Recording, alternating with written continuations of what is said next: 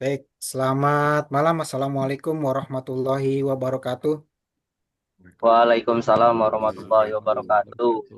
Baik, teman-teman sekalian, saya Yosep Setiadi malam ini bersama rekan-rekan saya ada Pak Ridwan Afrianto, Pak Ramlan, dan Pak Dedi Hasdianto. Malam ini kita akan mempresentasikan tugas ekoturism yang kita ambil objek wisatanya itu di eh, ekowisata di Taman Nasional Gunung Halimun Salak di daerah Bogor Barat. Nah, tujuannya apa sih? Apa yang akan kita capai ya dalam apa namanya menggali praktek dan ekoturism yang ada di Gunung Halimun Salak ini gitu ya. Nah, karena Gunung Salak ini kan selain selain tempat ekoturism juga kan banyak apa namanya flora fauna, terus kemudian tumbuh-tumbuhan di sana, berbagai macam apa namanya tanaman yang mungkin itu bisa jadi tanaman obat dan mungkin apa namanya kembang atau bunga-bunga yang memang bermanfaat untuk dijadikan eh, obat farmasi ya, bisa jadi seperti itu. Dan kemudian tempat berlindungnya banyak eh, binatang-binatang gitu. Dan juga sekaligus juga ini dijadikan tempat objek wisata. Nah, kita ingin apa namanya menguji apakah Gunung Halimun Salak ini bisa dikatakan sebagai ekoturism atau tidak. Nah, pertanyaan yang pertama itu bisa kita ajukan, bisakah kita menikmati alam tanpa merusaknya? Tentu bisa gitu ya. Asalkan dari semua stakeholder yang pengelola, kemudian masyarakat dan para apa namanya para turis yang berkunjung ke Gunung Halimun Salak ini bisa sama-sama mematuhi peraturan yang ditetapkan dan juga dari apa namanya pemangku kepentingan di situ misalnya ada Kementerian Lingkungan Hidup, Kementerian Pariwisata, terutama yang apa namanya mengelola di Gunung Salak Halimun ini ya harus juga tegas, bukan hanya mengelola apa namanya si ekowisatanya ini, tetapi juga pada saat pelaksanaannya juga harus betul-betul gitu ditetapkan dengan baik dan diawasi secara berkesinambungan. Nah, kita bisa lihat ya di sini luas daripada cakupan peta Taman Nasional Gunung Halimun Salak di daerah Bogor Barat ini. Nah, dia terdiri dari beberapa zona. Kita bisa lihat di sini ada administrasi yang pakai zona kuning, kemudian zona merah yang merupakan zona inti, zona rimba. Zona rimba ini berarti ya hutan belantara ya. Kemudian ada zona rehabilitasi yang di apa namanya yang diwarnai warna hijau ini.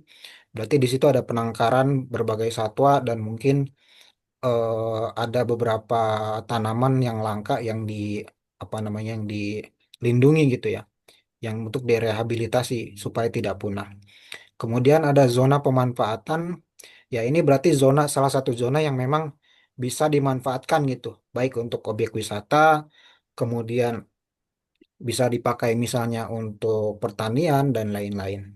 Nah, di sini juga ada zona khusus. Nah, zona khususnya mungkin memang zona yang agak susah di apa namanya dijangkau dan juga memang dikhususkan. Mungkin apa namanya penempatannya ini agak jauh dan kemudian dikhususkan oleh pengelola ini untuk tidak dikunjungi dan sebagainya.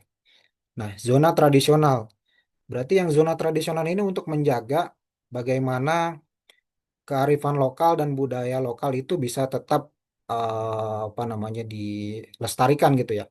Bukan hanya dikeruk secara ekonomi, tapi tetap juga lestari dan tidak mengganggu masyarakat lokal yang ada di sana. Nah, ini kita lihat ya beberapa contoh yang di flora dan fauna di Gunung Halimun Salak yang sedang direhabilitasi. Contohnya ini ada kukang atau misalnya kita bisa menyebutnya mungkin oa ya, dan ada juga elang Jawa. Nah, pesona Gunung Halimun Salak ini ada beberapa ya, memang beberapa kawasan, terutama di daerah Gunung Bunder itu di area bawahnya mungkin ya, di area bawah sebelum masuk ke pintu apa namanya pintu masuk utama Gunung Halimun Salak. Biasanya tempat ini biasanya dipakai untuk camping ground. Dan ada beberapa juga di bawah di daerah bawah ini berupa curug-curug ya, bisa diakses untuk tempat wisata mas turismenya gitu. Ketinggiannya kurang lebih dari 750 sampai 1050 mdpl dari permukaan laut.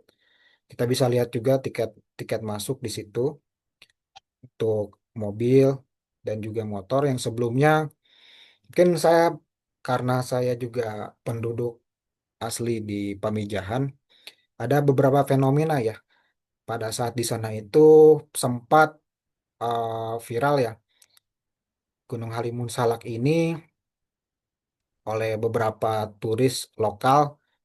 Sepertinya sih di luar dari orang-orang Bogor yang datang ke sana.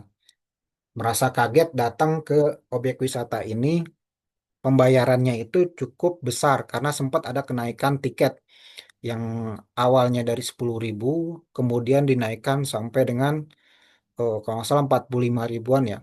Dan bahkan itu baru di tempat masuk aja. Setelah itu di tempat objek wisata kita harus bayar parkir lagi.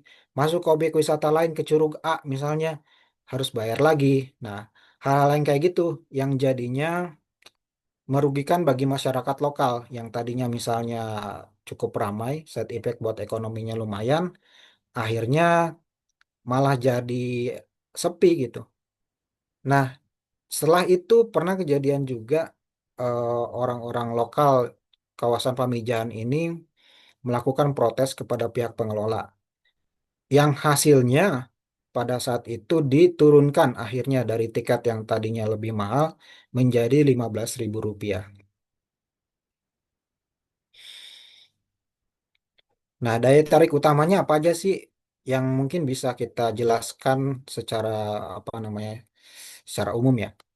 Ada beberapa curug di antaranya kayak Curug Pangeran yang alam airnya itu cukup biru dan hijau dan cukup jernih ya. Apabila ya kita bisa lihat juga jangan sampai juga terlalu banyak gitu yang datang ke sana. Air yang tadinya jernih bisa jadi kotor. Kemudian ada Curug Ngumpet, Curug Cigamea, Curug Seribu, Curug Cihurang, Curug Goa Lumut, dan lain-lain nih. Lumayan banyak ya. Di sana itu memang cukup banyak curugnya karena bentukannya itu kan di bawah kaki Gunung Salak ya. Yang berarti sumber air di sana itu memang pasti banyak. Jadi terbagi-bagi ke dalam curug-curug tadi. Kemudian ada tempat camping ground. Ada banyak sekali camping ground di daerah sana. Eh, dalam hal ini tadi di apa namanya di objek wisata Gunung Bunder yang ada di bawah-bawahnya. Terus kemudian alun-alun Kuta Genglangan, Lembah Batu Gunung Bunder, dan di tempat-tempat yang lain di daerah sana, terutama di daerah masih dekat akses menuju jalan itu bisa dipakai juga untuk camping ground biasanya di sana. Banyak hutan apa namanya tanaman hutan pinus di sana. Jadi tempatnya memang cocok lah untuk menjadi camping ground. Dan ada juga tempat trekking dan hiking.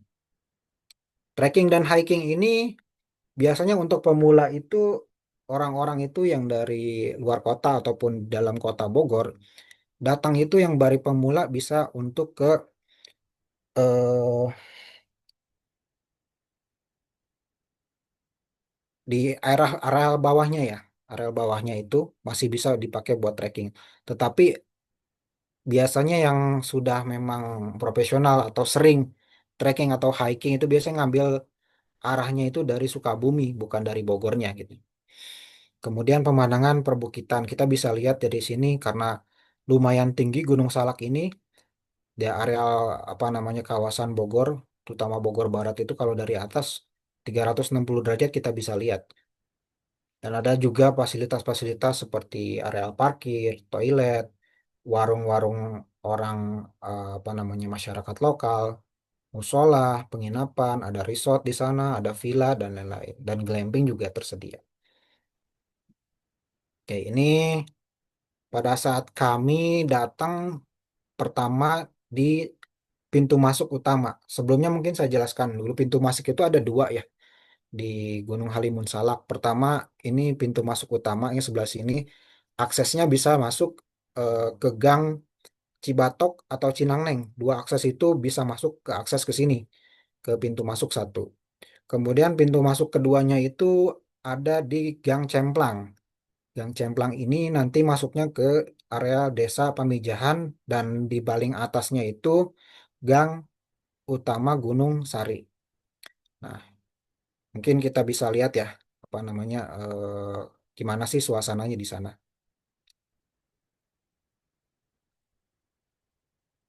Kurang lebih seperti ini. Halo, Assalamualaikum warahmatullahi wabarakatuh. Kami berempat, saya, Pak Dedi, Pak Ridwan, Mas Ramlan, lagi ada di Taman Nasional Gunung Halimun Salak di daerah Bogor Barat ya. Kita lagi bikin tag video untuk tugas ekoturism. Suasananya kurang lebih seperti ini. Ini salah satu kawasan hutan lindung ya yang ada di Indonesia pesisir Jawa Barat. Baik, dari saya mungkin cukup dulu seperti itu. Bisa dilanjutkan oleh rekan saya, Pak Ridwan Afrianto. Dipersilahkan. Baik, terima kasih Mas Yosep. Ya, setelah masuk pintu masuk utama tadi, kita menuju ke area wisatanya, di mana perjalanan kita kondisi jalan di menuju area wisata itu cukup relatif bagus awalnya, namun di pertengahan kondisinya mulai rusak. Maksudnya ya dalam hal ini mungkin pengelola juga perlu memperhatikan kondisi jalan untuk kenyamanan para wisatawan akan berkunjung atau berwisata di Taman Nasional Gunung Halimun Salak. Baik, dalam perjalanan ini di kanan kiri kita itu banyak pohon pinus sehingga udara di sana tuh relatif sejuk dan udaranya bersih. Di di kanan kirinya juga kita ada camping camping ground. Kita bisa juga bisa gelar tikar atau apa untuk beristirahat gitu. Dan juga di sana ada curug, ada berbagai macam curug, salah satunya ada Curug Pangeran. Di situ, nah pada area wisata itu parkirnya memang cukup luas, namun semuanya ada charge-nya atau ada biayanya dari parkir kendaraan dan untuk masuk ke area wisatanya pun itu ada kita perlu bayar tiket masuk sebesar Rp10.000 untuk setiap kawasan. Contohnya misalnya mau ke Curug Pangeran kita harus bayar tiket. Mau ke Lembah Tepus kita juga harus bayar tiket atau ke tempat-tempat yang lainnya. Ya, kondisi jalan menurut Curug Pangeran itu cukup bagus, semua sudah konblok dan kondisinya bersih. Dan untuk pejalan kaki s- sangat nyaman sebetulnya. Hanya kebersihan saja nanti yang perlu lebih diperhatikan oleh pengelola ya, dan kesadaran masyarakat untuk membuang sampah pada tempatnya. Baik. Ya, ini salah satu contoh perjalanan menuju ke Lembah Asoka.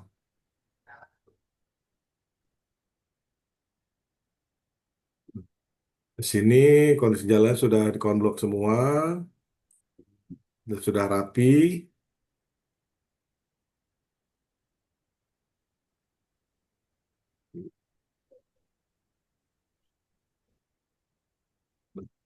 Baik. Nah, di Taman Nasional Gunung Halimun Salak ini ada yang disebut dengan penangkaran owa. Owa ini adalah binatang khas Taman Nasional Gunung Halimun Salak yang perlu dilestarikan. Sehingga untuk masuk ke area ini kita diperlukan kesadaran untuk tidak berinteraksi langsung dengan hewan, tidak memberi makanan, dan kita harus menjaga jarak daripada hewan tersebut. Lanjut. Ya, Di sini penangkaran owa, ini ada tempat observasi untuk kelestarian dari binatang tersebut yang memang kita lindungi. Nah, dalam hal untuk mendukung program ini, maka kita adanya diperlukan untuk edukasi lingkungan. Contohnya, kita ada pemberitahuan informasi tentang flora dan fauna, ekosistem di jalur trekking, adanya pemandu lokal yang bisa menjelaskan secara mendalam tentang alam dan budaya di Taman Nasional Gunung Halimun Salak, khususnya di penangkaran atau observasi owa, adanya pusat informasi pengunjung. Di situ pemberitahuan mengenai pengetahuan awal tentang Taman Nasional Gunung Halimun Salak dan konservasi. Ada juga program edukasi, yaitu lokakarya singkat tentang pentingnya menjaga lingkungan bagi wisatawan. Dan untuk dalam hal edukasi ini diperlukan gambar-gambar atau yang mendukung untuk supaya dapat dimengerti oleh para wisatawan. Oke, selanjutnya, nah, untuk zona konservasi ini ada pembatasan kuota, yaitu mengatur jumlah pengunjung harian atau musiman yang akan datang atau berwisata ke tempat tersebut. Jalur tetap, wisatawan wajib di jalur yang sudah ditentukan, tidak mengambil jalur lain selain yang sudah disediakan. Pengelolaan sampah, fasilitas, dan edukasi itu perlu juga ditegaskan untuk menjaga kelestarian lingkungan. Patroli dan pengawasan mencegah perburuan liar dan kerusakan hutan. Penelitian dan monitoring dan mengambil data untuk kebijakan konservasi. Dan juga gambar-gambar yang diperlukan yang berkaitan dengan zona konservasi tersebut. Lanjut. Dengan adanya Taman Nasional Gunung Halimun Salak dan tempat wisata, otomatis ini berimbas atau bisa meningkatkan ekonomi lokal atau warga sekitar, di mana warga-warga juga dapat membangun atau mengelola homestay atau villa untuk ya yang disediakan untuk para wisatawan, dan juga sebagai pemandu lokal yang mengantar para wisatawan juga sehingga menjadi ada bertambahnya penghasilan. Untuk produk lokal seperti cenderamata, makanan minuman khas daerah tersebut juga sangat terbantu. Kuliner, kuliner lokal, warung makan yang menyajikan hidangan tradisional, pelatihan keterampilan, peningkatan sumber daya manusia pariwisata lokal. Lanjut. Kolaborasi pengelolaan. Dalam hal ini, untuk mengelola suatu daya ekowisata, itu perlu kerjasama antara lingkungan hidup, Pemda sekitar, dan juga masyarakat lokal yang berpartisipasi untuk menjadikan tempat wisata ini menjadi tujuan wisata yang baik, yang berkesan, dan juga terjaga kelestariannya. Oleh karena itu, perlu dibuatkan peraturan-peraturan yang tegas kepada para wisatawan dan juga kesadaran dari para wisatawan sendiri untuk bisa menjaga kelestarian alam.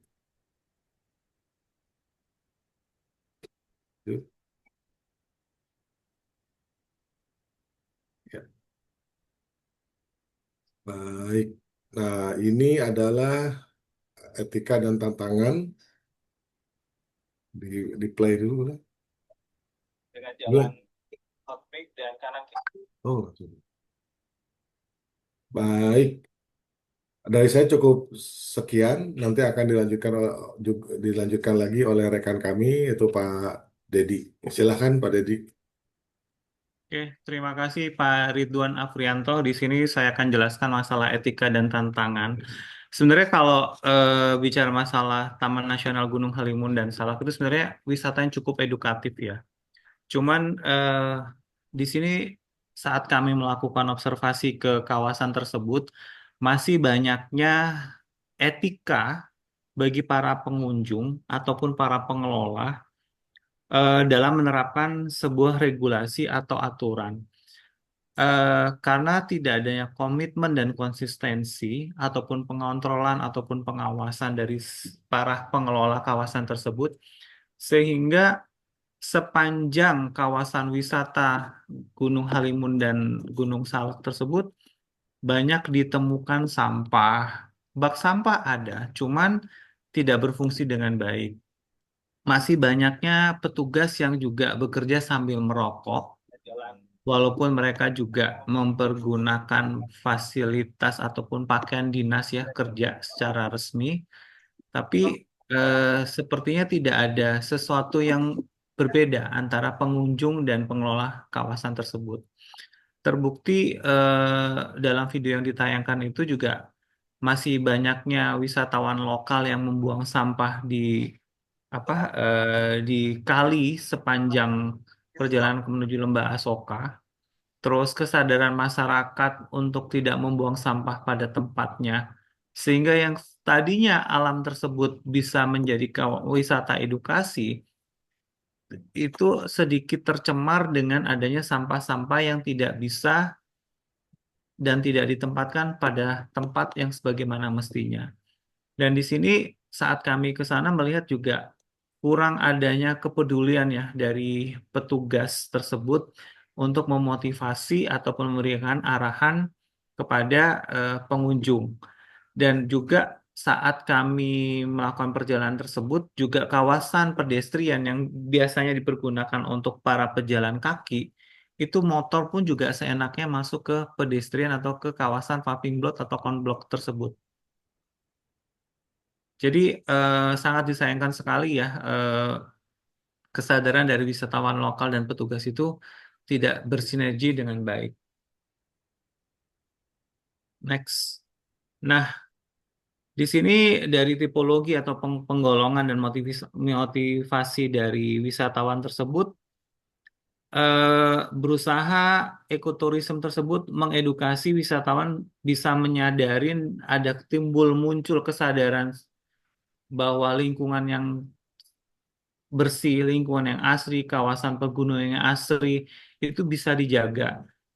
Terus selain ada pengalaman adventure, bagaimana ada jalur trekking, ada jalur khusus untuk glamping ataupun perkemahan secara natural, seharusnya sangat sangat nyaman ya bagi para pengunjung baik yang baru mulai sebagai adventurer ataupun bagi wisatawan keluarga. Dan juga ini adalah challenge buat para fotografer baik yang lokal ataupun profesional karena di sana banyak ditemukan spot-spot atau karakteristik khasnya Gunung Halimun Salak. Dan hal ini bisa sebenarnya bisa menjadikan sebuah terminologi di kawasan wisata lokal daerah Bogor itu sebenarnya banyak spot-spot yang indah yang bisa dikunjungin. Cuman sekali lagi perlu peran serta antara Kementerian Pariwisata, Kementerian Lingkungan Hidup, dan Kementerian Kehutanan terkait eh, pengelolaan kawasan hutan nasional Gunung Salak dan Halimun. Next. Nah, kalau dari yang disampaikan di awal oleh rekan kami Yosep dan Pak Ridwan, memang kami melihat kesadaran masyarakat ataupun pengunjung juga petugasnya itu juga sudah mulai lemah. Dalam arti kata itu tadi terbukti banyaknya sampah plastik, sampah makanan, sampah yang tidak dibuang pada tempatnya, terus saung ataupun gubuk yang sudah tidak layak itu tidak diperhatikan dengan sebagaimana mestinya sehingga point of view ataupun daya tarik orang untuk berkunjung itu sudah tidak terlihat lagi, bahkan terkesan kumuh. Dan hal ini mungkin terjadi juga adanya blok ya, bisa jadi antara pengelola kawasan Curug satu dengan lainnya, karena keseragaman yang tidak ada terbukti beberapa tempat parkir itu sudah full, baik motor ataupun mobil. Kenapa? Ya, banyaknya tadi yang saya sampaikan di awal, motor-motor yang bisa masuk ke kawasan pedestrian. Next. Apakah Taman Nasional Gunung Halimun atau Halimun Salak sama dengan atau bisa dikatakan sebagai kawasan ekowisata? Ya, secara kawasan, kawasan tersebut sangat beragam dari sisi hayati ataupun yang kaya dengan curug ataupun dengan kawasan konservasi binatangnya sebenarnya sangat menarik dan masih valuable ya untuk wisata keluarga. Cuman tuh tadi perlu pembuktian sejauh mana konsistensi peran serta dari masyarakat juga dari pemerintah sebagai pengelola kawasan tersebut. Next.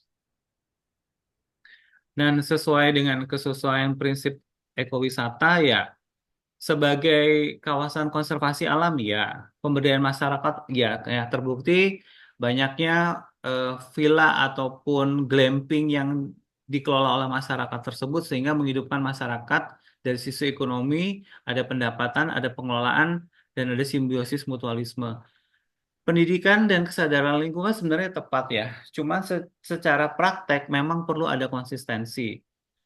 Pengelolaan sumber daya berkelanjutan dan ini juga memerlukan konsistensi baik dari peran serta warga lokal, pemerintah sebagai pemegang kebijakan atau sebagai yang punya regulasi juga harus ada clear sehingga tidak terjadi tumpang tindih kepentingan di antara kementerian yang mengelola kawasan tersebut. Partisipasi pengunjung diperlukan karena apa? Masih rendahnya tingkat kesadaran wisatawan atau pengunjung untuk membuang sampah ataupun tertib menjaga lingkungan tersebut. Masih ya tadilah buang sampah semaunya sendiri, terus tempat makan instan juga tidak dibuang pada tempatnya. Saat datang ke Curug Pangeran juga sebenarnya over capacity ya, karena tingkat kenyamanan orang untuk menikmatin alam itu sudah tidak ada. Terbukti ada di beberapa titik tadi area curug tersebut airnya sudah mulai keruh. Pengembangan ekonomi berkelanjutan ya. Karena apa? Pasti setiap ada pergerakan perekonomian, pasti di situ dibutuhkan peran serta masyarakat untuk menghidupkan ekonomi lokal setempat. Sangat setuju. Mungkin sekali lagi perlu penetipan regulasi yang konsisten. Penghormatan terhadap budaya lokal pasti, karena bagaimanapun dengan istilah di mana bumi dipijak, di situ langit dijunjung, itu sangat setuju. Cuman bagaimana warga setempat dan pemerintah setempat mengelola budaya lokal tersebut lebih menarik lagi tanpa menghilangkan unsur-unsur asli dari budaya tersebut. Next. Dan ini beberapa atraksi wisata yang menyesuaikan dengan kondisi alam tersebut ya, misalkan ada trekking, terus tadi disebutkan oleh Pak Yosep ada beberapa kawasan yang memang masih alami jalur trekkingnya untuk para adventurer pendaki gunung. Terus ada bisa untuk sarana kita ngelihat beberapa apa ya burung yang bisa terbang bebas di alamnya, alam liarnya yang tanpa campur tangan untuk keperluan bisnis ataupun secara ekonomi. Kita bisa lihat mereka terbang dengan bebas dan sangat menarik juga bagi peran serta fotografer ya untuk mengabadikan momen tersebut juga sangat tepat. Tadi yang saya sebutkan juga banyaknya clamping ataupun glamping atau apa eh, untuk apa ya memberikan peran serta glamping ataupun camping ground tersebut bagi wisata keluarga. Terbukti sepanjang jalur Curug Pangeran tersebut ada beberapa area yang disediakan khusus untuk camping ataupun glamping. Oke, next. Selanjutnya ini tadi homestay yang saya sebutkan ada beberapa homestay dan villa. Nah, daya tampung tadi juga perlu dipikirkan lagi, jangan sampai overload karena dari segi kapasitas parkir, kapasitas motor, terus curug yang sudah overload ataupun over capacity-nya yang sudah tidak menimbulkan rasa nyaman dan rasa apa ya, rasa kalau mungkin nggak nyaman karena banyak sampah di sekitar kawasan tersebut. Perlu analisa yang lebih dalam, perlu komitmen dan konsistensi antara pemangku kepentingan masyarakat lokal. Oke, next akan disambut lagi oleh rekan saya Ramlan untuk meneruskan presentasi selanjutnya. Silakan. Baik, terima kasih Pak Dedi. Untuk selanjutnya, kalau di Taman Nasional Gunung Halimun Salak itu untuk konservasinya itu sudah jalan ya. Ada beberapa pendapatan pariwisatanya itu emang dialokasikan untuk konservasinya. Terus ada beberapa regulasi yang mengatur terhadap wisatawan agar patuh terhadap aturan agar tidak merusak ke flora dan fauna, dan tentu etika pengunjung juga udah diberitahu, cuman sangat disayangkan masih banyaknya wisatawan yang kurang aware gitu dengan keadaan lingkungannya, sehingga masih banyak buang sampah sembarangan, terus masih banyak kegiatan-kegiatan yang merusak gitu kayak tanaman dipotek atau apa, dan bawa motor ke area area wisatanya, sehingga tentu mengganggu itu untuk ke flora dan fauna. Dan untuk potensi eksploitasinya juga masih ada tuh dengan overtourism. Misalnya waktu ke Curug Pangeran itu parkiran sangat penuh banget dan ditarif Rp3.000. Dan itu sudah tidak kondusif kalau menurut saya. Karena itu sehingga jadi sampah jadi banyak tercemar, kebisingan untuk hewan merasa terganggu, sehingga sangat berlebihan gitu, sangat disayangkan. Nah, dan perilaku wisatawannya itu tidak bertanggung jawab, sehingga harus benar-benar diedukasi lebih lanjut lagi. Oke, boleh di next Mas Yosep. Nah, menurut kita dari kunjungan kita ini apa sih yang harus ditingkatkan di pengelolaan Taman Nasional Halimun Gunung Salak itu? Yang pertama, pasti di pengelolaan sampah itu harus benar-benar ditingkatin lagi, soalnya banyak banget yang wisatawan yang buang sampah sembarangan. Terus aturan harus lebih ketat lagi, jadi jangan sampai motor bisa dibawa masuk ke area wisatawan, ke area tempat wisatanya. Terus edukasi tentang pentingnya konservasi, jadi harus diedukasi benar-benar di situ ada fauna apa aja, ada flora apa aja, biar mereka tidak sembarangan gitu memprotek tanaman, membuat kebisingan, sehingga membuat si hewan-hewan itu merasa tidak nyaman berada di situ karena kedatangan para wisatawan. Terus dari promosi dan pemasaran juga harus lebih ditingkatkan lagi supaya untuk konservasinya itu si biayanya lebih tercover lagi seperti itu. Dengan meningkatnya aspek-aspek tersebut, tentunya Taman Nasional Gunung Halimun Salak akan menjadi destinasi ekowisata yang lebih berkelanjutan dan diharapkan menarik dan bermanfaat bagi para pengunjung serta masyarakat lokal. Oke, boleh di next, Mas Yosef. Nah, kita ini refleksinya dari setelah kunjungan itu belajar bahwa menjaga alam bukan hanya tanggung jawab pemerintah, tetapi juga tanggung jawab kita semua sebagai individu. Jadi setiap langkah kecil kita itu harus membuat perbedaan besar untuk masa depan bumi.